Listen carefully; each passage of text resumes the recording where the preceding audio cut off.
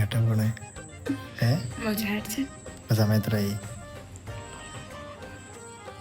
വൈകുന്നേരം കോളേജ് ചായ കുടി വെച്ച് ഉറങ്ങാൻ സമ്മതിക്കാതെ. അപ്പം ഈ ഉമ്മച്ചിനെ വിളിച്ചാണ് പറ്റിച്ചിട്ട് വേണം പോവാൻ. ഉമ്മച്ചിനോട് നമ്മൾ എന്താ പറയണത്? വണ്ടി ഓടിക്കാൻ ചാടിക്കാം.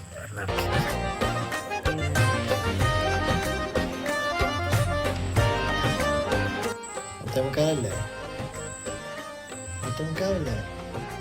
പോയില്ല എന്നാലും